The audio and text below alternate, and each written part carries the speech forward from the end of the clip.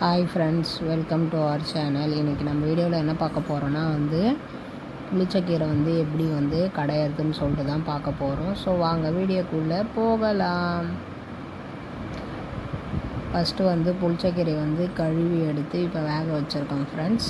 இது ஒரு 10 மினிட்ஸ் கிட்ட வெந்தால் போதும், ரொம்ப வேக தேவையில்லை. ஸோ இப்போ புளிச்சக்கீரை வெந்துடுச்சு. இப்போ கடையிறதுக்கு என்ன வேணும்னா 2 பூண்டு, 4 காஞ்ச மிளகா, காரமாக இருந்தால் 4, சரி 2 இல்லைன்னா காரம் இல்லைன்னா 4 காஞ்ச மிளகாய் இப்போ கடைஞ்சிக்கலாம் ஃப்ரெண்ட்ஸ். இப்போ அது பூண்டை நசுக்கிக்கிட்டு காஞ்ச மிளகா கிள்ளி வச்சுட்டு அதுக்கப்புறமா தாளிக்கணும். பூண்டை ஃபுல்லாக இது பண்ணிடணும். வேக வைக்க பார்த்து நீங்கள் எதுவுமே ஆட் பண்ண தேவையில்ல கீரையில். இப்போ கீரை கடைஞ்சாச்சு. வெறும் கீரை மட்டும்தான், அதில் தக்காளி பழம், புளி, பூண்டு அந்த மாதிரி எதுவுமே போட தேவையில்ல.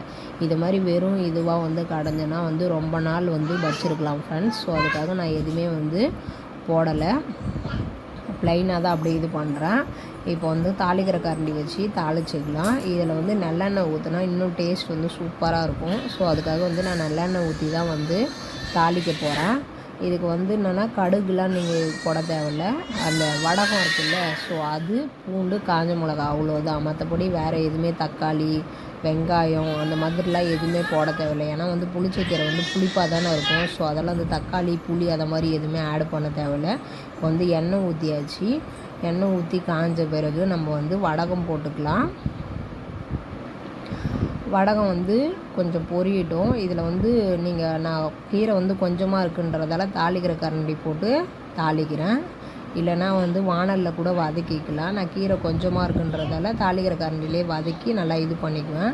இதில் வடகம் பொரிஞ்சதும் காஞ்ச மிளகா போட்டு கொஞ்சம் அந்த வறுபட்டதும் அதுக்கப்புறமா பூண்டு ஆட் பண்ணணும். பூண்டு ஆட் பண்ணி உடனே எடுக்கக்கூடாது, கொஞ்சம் நல்லா வதங்கணும். அந்த பச்சை ஸ்மெல் லைட்டாக போகும்ல, ஸோ அது வரைக்கும் வதக்கணும்.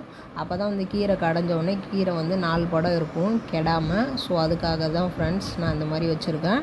இந்த எண்ணெய் கொஞ்சம் அதிகமாக இருக்குன்றதால இந்த காஞ்ச எண்ணெயை கொஞ்சம் அந்த கீரையில் ஊற்றிக்கிட்டு அதுக்கப்புறமா மீதி எல்லாத்தையும் போட்டு வதக்கிறேன். வேறு ஒன்றும் இல்லை. இப்போ இது நல்லெண்ணெய் இருந்தாலும் கொஞ்சம் பொங்குது. நார்மல் எண்ணெயாக இருந்தால் பொங்காது. நார்மல் எண்ணெயிலையும் நீங்கள் தாளிக்கலாம். ஆனால் நல்லெண்ணெய் போட்டோன்னா சீக்கிரம் கெடாது, டேஸ்ட் சூப்பராக இருக்கும். அதுக்காக நான் நல்லெண்ணெய் போட்டு இது பண்ணுறேன். பூண்டு நீங்கள் எவ்வளோத்துக்கு எவ்வளோ போடுறீங்களோ அவ்வளோத்துக்கு எவ்வளோ கீரையோட டேஸ்ட் சூப்பராக இருக்கும். ஸோ அதுக்காக தான் பூண்டு அதிகமாக போடுறது. நான் 2 பூண்டு போட்டிருக்கேன், நல்ல பெரிய பெரிய பூண்டு. கீரையில் போட்டு நல்லா திரும்ப கடையணும். காஞ்ச மிளகா, பூண்டு எல்லாத்தையும் சேர்த்து. ஸோ அது மாதிரி கடைஞ்சி அதுக்கப்புறமா லாஸ்ட்டாக உப்பு போடுங்க. இல்லை நடுவில் கூட உப்பு போடலாம், ஒன்றும் ப்ராப்ளம் இல்லை. ஸோ இப்போ இது பொரிஞ்சிடுச்சு. இப்போ காஞ்ச மிளகா நம்ம இதில் ஆட் பண்ணிக்கலாம். காஞ்ச மிளகா லைட்டாக வறுபட்ட உடனே பூண்டு ஆட் பண்ணணும். இப்போ காஞ்ச மிளகா ஆட் பண்ணிட்டோம். காரமாக இருந்தால் கம்மியாக போடுங்க, காரம் இல்லைன்னா உங்களுக்கு காரம் எப்படி வேணுமோ அதுக்கு தகுந்த போல் போடுங்க. காரமாக வேணும்னா 4 மிளகா போடுங்க, காரம் வேணான்னா 2 மிளகா போடுங்க. நான் ஒரு 5-6 மிளகா போட்டிருக்கேன், காரம் எங்களுக்கு கொஞ்சம் வேணுன்றதுக்காக. இப்போ மிளகா வறுபட்டுருச்சு. இப்போ பூண்டு ஆட் பண்ணிக்கலாம். அதோட இது பூண்டு கொஞ்சம் நேரம் வதங்கணும். ஸோ அதுக்காக நல்லா கிளறி விடுங்க ஸ்பூனால்.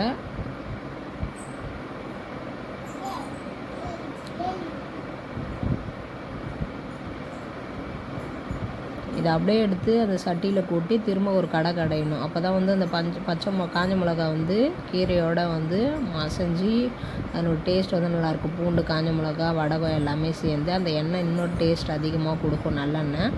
ஸோ இப்போ அது வதங்கட்டும்.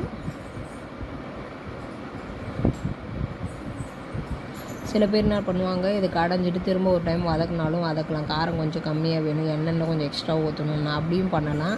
நான் அப்படிலாம் பண்ணலை, இது மாதிரி தான் பண்ணுறேன். ஸோ இப்போ அது இதாகிடுச்சு. செவந்த உடனே இப்போ எடுத்து நம்ம கொட்டியிருக்கோம். இப்போ இது ஒரு கடைஞ்சிக்கலாம் ஃப்ரெண்ட்ஸ். இது ஃபுல்லாக மிக்ஸ் ஆகிடும், பூண்டு, காஞ்ச மிளகாய் எல்லாம் கீரையோட. இப்போ இது எல்லாமே கடைஞ்சாச்சு ஃபுல்லாக.